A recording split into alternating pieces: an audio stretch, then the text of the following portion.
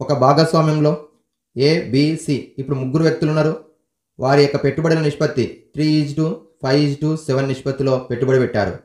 సంవత్సరాంతంలో వచ్చినటువంటి మొత్తం లాభం 90,000 రూపాయలు. అయితే ఏకామాసీల లాభాల మధ్య భేదం. లాభాల మధ్య భేదం. ఇక్కడ అమౌంట్ ఎంతెంత పెట్టిండ్రో చెప్పలేదు. డైరెక్ట్ పెట్టుబడుల నిష్పత్తి ఇచ్చిండు.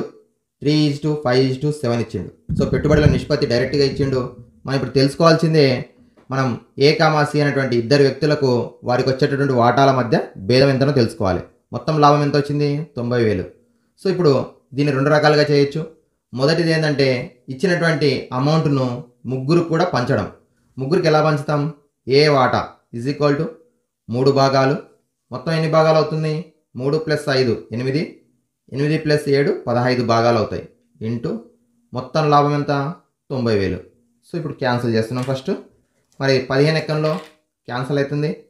15 1 15, 15 6 90, 0 0 0, 3 6 18 కాబట్టి 18,000 ఏ భాగం ఇది. నెక్స్ట్ బి వాటా ఎంత అంటే బికి ఎన్ని భాగాలు? 5. 5 × 6,000, సో 30,000. నెక్స్ట్ సి పెట్టుబడి 7 కాబట్టి 7 భాగాలు కాబట్టి 7 × 6,000, సో 42,000 వచ్చింది. మన క్వశ్చన్ ఏంది? ఏకి మరియు సికి ఉన్నటువంటి లాభాల మధ్య భేదం. సో 42,000లో 18,000 తీసేస్తే వచ్చినటువంటి డిఫరెన్స్ ఎంత? 4 2 24,000. Option A is the correct option. Okay, ఈ విధంగా ఏ యొక్క అమౌంట్ లాభము, బి అమౌంట్, సి అమౌంట్ తెలుసుకుంటాం విడివిడిగా, లాభాల మధ్య భేదం తెలుసుకుంటాం. ఇలా కాకుండా మరో రకంగా ఎలా చేయొచ్చు అంటే డైరెక్ట్గా చేయొచ్చు.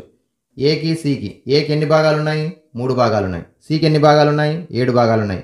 ఎన్ని భాగాలు తేడా ఉన్నాయి? 4 భాగాలు. So 4/15 × 90,000. So 15 1 15 6 90, 3 0, 4 6 24, 3 0, so 24,000. Direct answer 24,000. ఇలా కూడా చేయొచ్చు. ఓకే, ఇది మనకి ఎంట్రన్స్లో ఈజీగా చేయడానికి. వారి యొక్క భాగాల మధ్య భేదం 4 కాబట్టి 4 భాగాలు, మొత్తం భాగాలు 15 × 90,000 చేస్తే 24,000 వచ్చింది. Option A is the correct option.